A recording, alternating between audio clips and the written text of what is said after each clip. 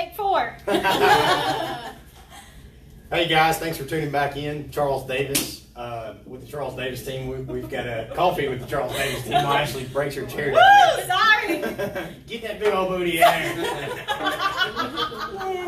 What's the weight limit on these things? So, as promised last week, we got a new face in the room, Alex Watley. We brought him in to talk about mortgages today, but we're going to go through and we're going to start off with, what guys like to, or what everybody likes to do on vacation. Yeah, we're talking about that because I'm back Yep. from vacation. Guess who's back? Thank you. And Taylor is gone on vacation, so it's that time of year. It's it's time to go and relax. And I spent the week at Panama City Beach with my 15-year-old diva, hey Gabby, and her best friend and her best friend's mom. So we had a mother-daughter girl trip, and it was a lot of fun. And so I'm glad to be back, but I'm also sad to not be at the beach anymore. So yeah, exactly. What about you, Sarah? What are you guys doing for vacation this year? We are actually going to Copenhagen this year. My brother's getting married, so that's a little bit later on than the summer. We're leaving August 26th-ish, so I'm pretty stoked about that. Yeah, it's I'm taking the baby on a 15-hour plane ride. Yay for you! You better be excited about Oh, that. no. Yeah, that'll be fun. Need a lot of sleeping. Benadryl? Not kidding. I love that Benadryl actually has that disclaimer on it that says, "Do not give this to your children to make them fall asleep." Well, I mean, you know what? I don't have kids. I'm just gonna. Never mind. I'll send mine up here. I was gonna say, now when your kids come up to the house, that's a different story. All right, Ashley, take that sip of coffee and tell us about your dream vacation this summer. Well, I went on my honeymoon, and I guess it was end of April, the beginning of May, and we went to Punta Cana, the Dominican Republic, and it was beautiful. It was just the best time ever, so that was definitely an awesome, awesome vacation that we had this year. We go to Panama City, here and there too, and I'll be in Destin this weekend. Nice. For a bachelorette trip, so I'm sure I'll be hanging in there. But yeah, Punta Cana was awesome this year. That was cool. How about you, Chuck? So basically, I'm just a butler when we go on vacation. It's a vacation for my kids. I was gonna say that's what happens My when you have 3 kids. Yeah. And they're all young, so basically we just go and take care of them. But seriously, we have a good time. Charlie likes to fish a lot. Molly likes to throw the fishing pole down when the fish comes up. she caught one and just slammed it down and took off running. I can totally see her doing that. Yeah, just swam right up on the main to her. Was this in Panama City or? No, this is actually the lake. What lake? We usually go down to West Point. Oh, nice. So I go down there and camp a little bit, that kind of stuff. Really fun. We get family and friends that comes down and leases the lots next to us. So we have a lot of fun doing that. Miss Ashley comes down there with us. She loves camping. I don't love you. In case you missed that one, yeah, it's not our favorite She thing. loves camping. I still go though. I mean, whatever, it's fine. I just like to go home and go home to my bed, and Well, then I'll come that's back. not I come back during the day, and then I I'm Just just be back. sure you're out of the gate before 10 p.m. Oh yeah, Mandy got stuck last Yeah, time. Mandy That got was trapped really last exciting. Yes. Be Got home by locked 10. in. Yeah. What about you, Mister? We took Lucas to the beach for the first time this year, so Aw. there'll be 2 in December, so we spent some time at the beach earlier this year, and we're probably going to go to the Keys in November, so we'll Nice. try to get a couple more in. What do you think about the ocean? It's great. What did he think What about did the he ocean? think? He He would get in? He would get in if I was holding him. He would walk up to the shoreline and just stare at it. That was about the gist of So it. it's a little weird. There's How much about the water out here. sand? Was he okay with the sand? Oh yeah, he had a great time. I mean, he'd stay all day, and they're in Orlando right now, so they get to have a lot of fun, and I get to be the butler, like Chuck said. So that's about the gist of it for me. Sweeties. Well, tell us what your favorite vacation this summer was, or just a favorite vacation that you've had. We are doing a giveaway with a super cool picnic blanket. At one of our last events, we gave these away. We did like a movie thing.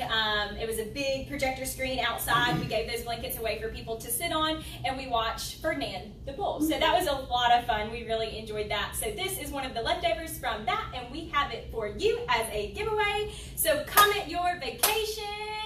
Take it away, Mr. Alex. Yeah.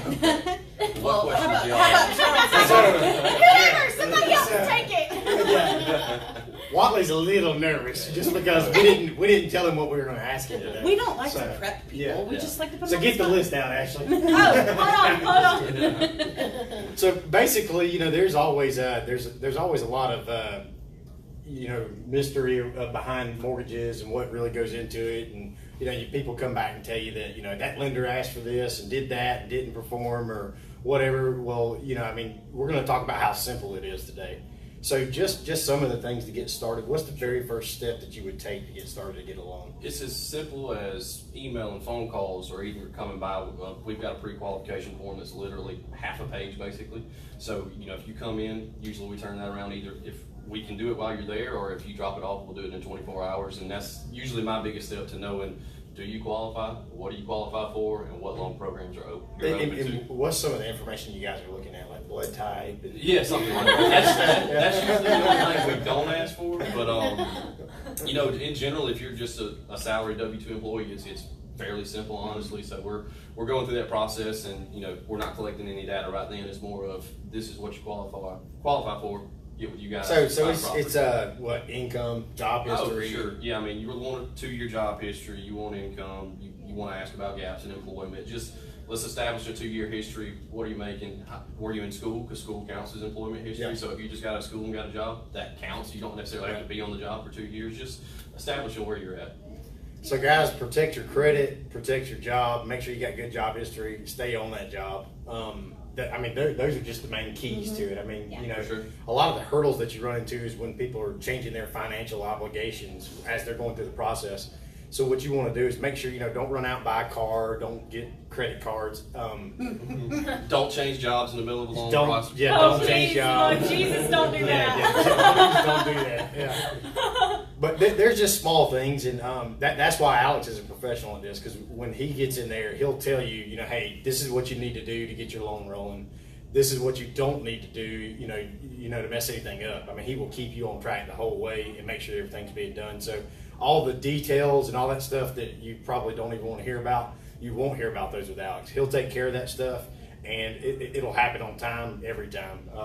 Ashley prefers to use Alex a lot of times with her buyers. 112%. Just because he really knows what's going on. He knows the guidelines. He'll make sure that you stay, between the lines on everything, or keep it between the ditches, I guess. Yeah.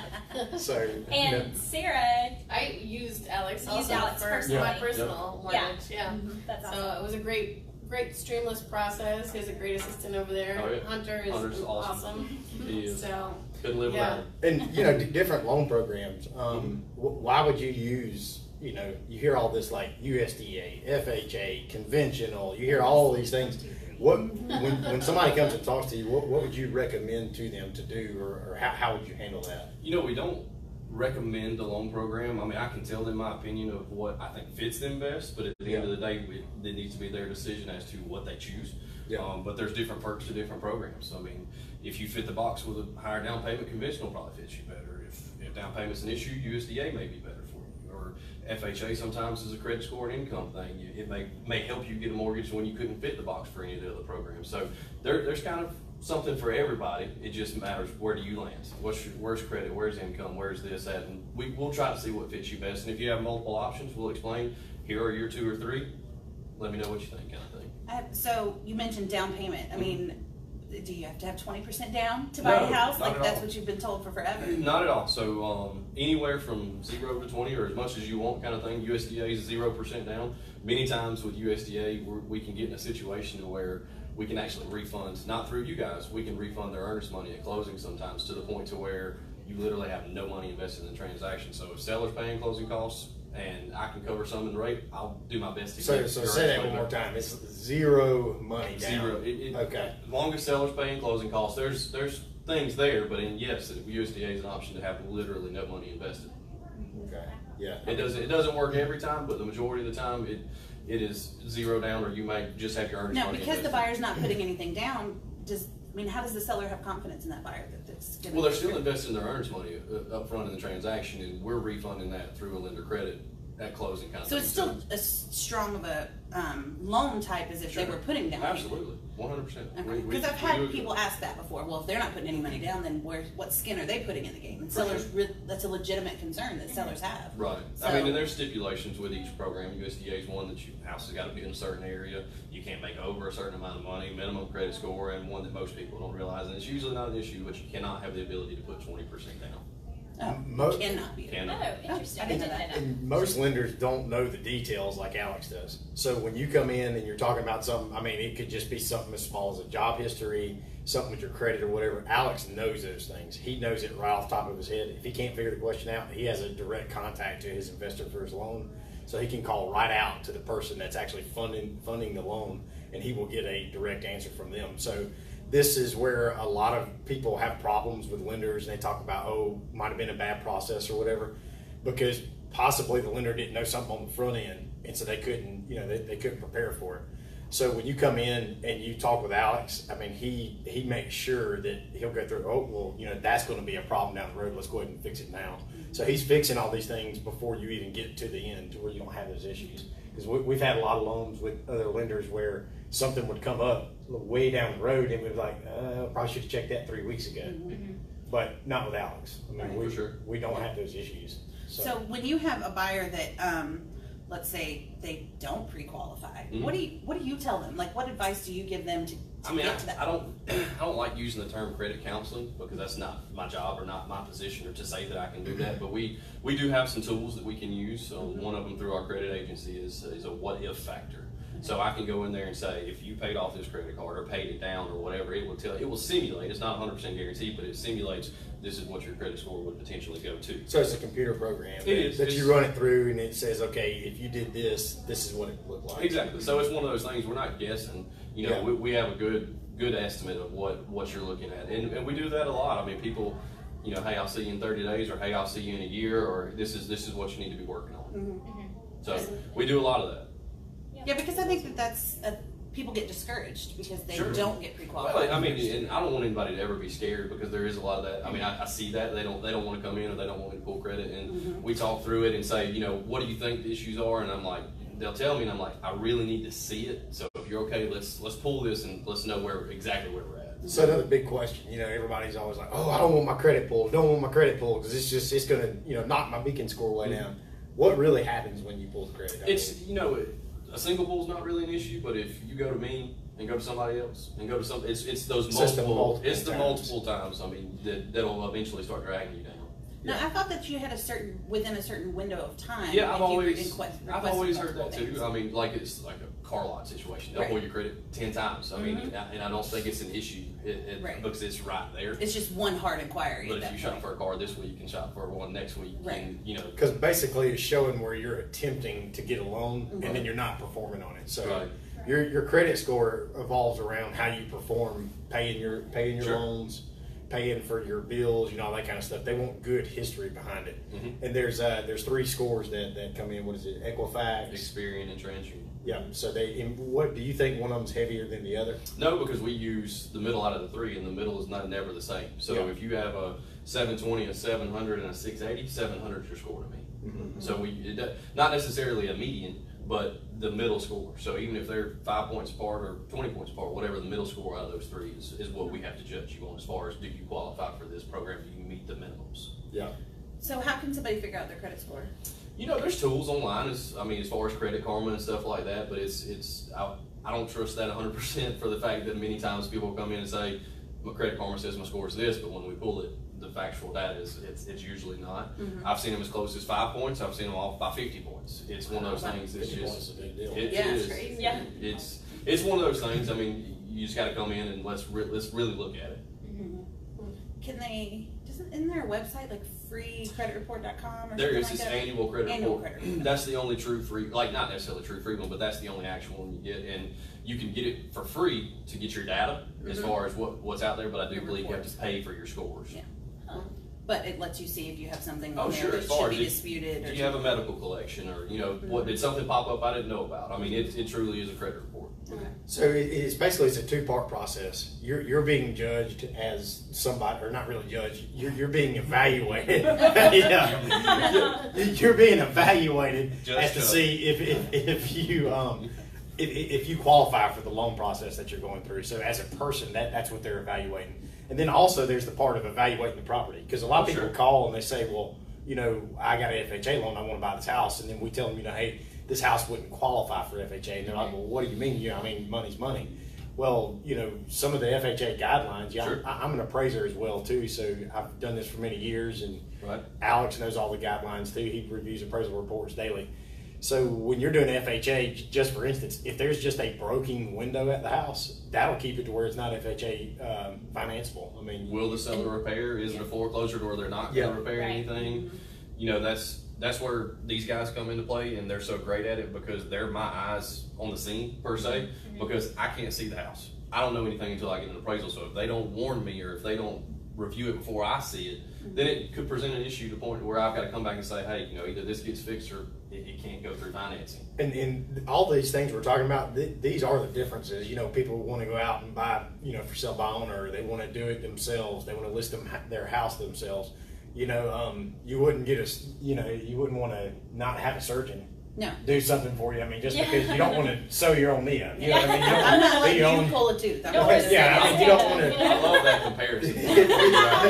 Surgeon. We are brain surgeons. So, basically we are. Because that's what we Learned doctors. do. Yeah. Always practicing. Charles Davis. And I think that's the difference also of us working with Alex as a team, because I've been at a house before and been like, this looks funny. I don't know if this will go FHA. Pick up the phone, get Alex on the phone. Hey, this is what I'm looking at. Do you think this will pass as FHA? And he can sometimes give me an answer on the spot. And just, you don't see kind of the behind the scenes of how much realtors and lenders work together as a team, but we really do. So it makes it a way smoother transaction if we're already kind of on the same team, Sure. as opposed to just some lender from, Timbuktu. yeah, I mean, we get them from all over. We get them from all over. Like if there's a lender from, I think my furthest one recently was like Dallas, not Dallas, I don't know. Probably Denver. Denver? There's a lot of them in Colorado. Maybe.